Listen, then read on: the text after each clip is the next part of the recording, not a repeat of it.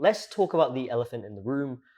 Yes, my hair is pink. Yes, I know I look like Psyche from Psyche K, and yes, I do have the glasses.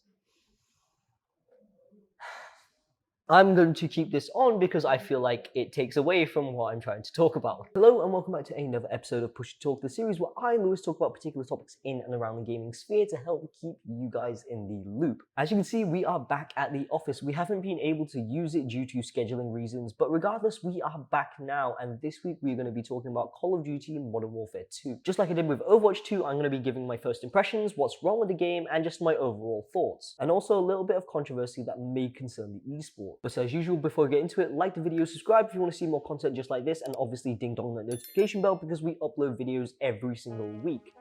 And now, Call of Duty.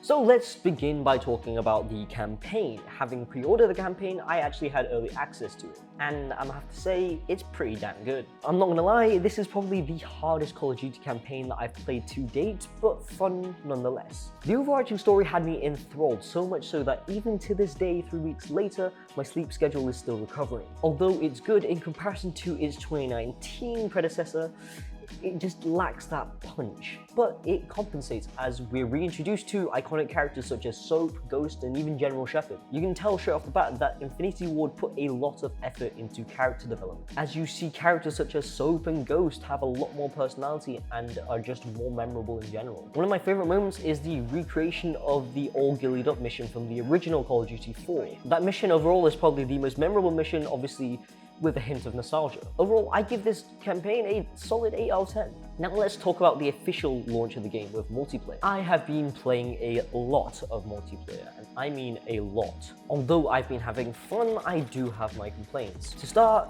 the weapon progression system. I actually really like the concept of the progression system, but Infinity Ward hasn't been very generous when it comes to dishing out XP. I find that it takes significantly longer to level up and unlock other weapons in comparison to previous CoDs. And although there are glitches that you can take advantage of, they're still quite tricky to pull off. I do find in the ground war and invasion game modes, it's a lot faster to level up your weapons. And that tells me that Infinity Ward is trying to push the multiplayer scene towards the Battlefield, big team battle-esque kind of game modes. I guess in hopes to move you over to Warzone if you haven't already. I'm also not the biggest fan of the actual in-game mechanics. It feels like a hybrid between traditional Call of Duty movement and the newer tactical sprint kind of movement. I don't actually prefer either or. I think both movements are really good, but to have it bang on in the middle, it just feels kind of awkward to me. Maybe that's just me, maybe I'm the weird one. Maybe I just need to get used to it, I don't know. Another thing that I'm still trying to get used to is the time to kill. I feel that with every kill I get, it just feels inconsistent when it comes to the time. Sometimes it takes 5 shots and sometimes it takes 3, and that's taking into consideration headshot multipliers and range. As an avid Call of Duty player who has played religiously since Modern Warfare 3, small things like this frustrate me.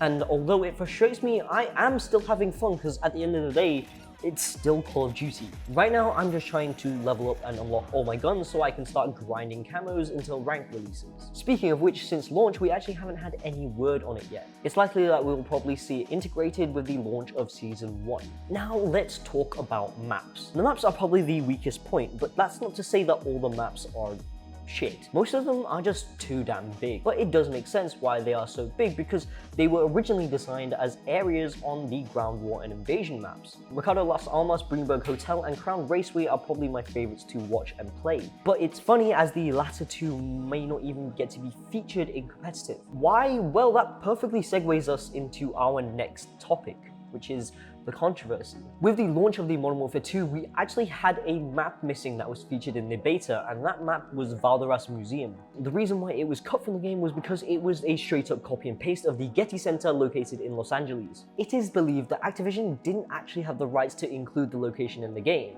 They may have been allowed to reimagine the location, but they did an extremely poor job as it's pretty much identical. The same goes for Greenberg Hotel and Crown Raceway. Apparently the respective owners of each location aren't really too happy about having their properties featured in a fairly realistic first-person shooter.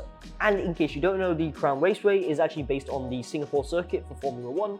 As for the Greenberg Hotel, it's based on the Conservatorium Hotel based in Amsterdam. Now, how exactly does this relate to the esport? Well, according to pro players, they may not be allowed to play either map when the Call of Duty League starts back up, as the league allegedly does not have the broadcasting rights to show these locations. If that is the case, then will these maps be removed entirely?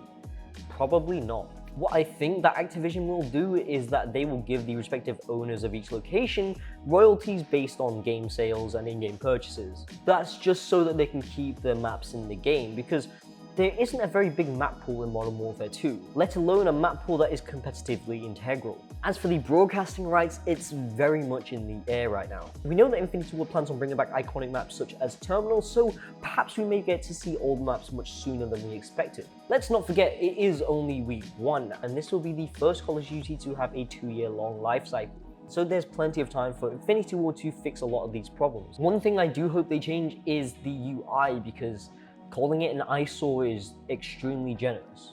Fun fact, the former UI UX director of Hulu is actually the current UI UX director of Call of Duty Modern Warfare 2. So I guess it makes sense. And that's week 1 of Modern Warfare 2. If you guys have any other topics you would like me to discuss, then feel free to leave a comment down below. And once again, don't forget to like the video, subscribe if you want to see more content just like this, and ding dong that notification bell to be notified when we upload next, because we upload every single week. Thank you guys for watching. My name's been Lewis from Kakuchopurei, and I'll catch you guys in the next one.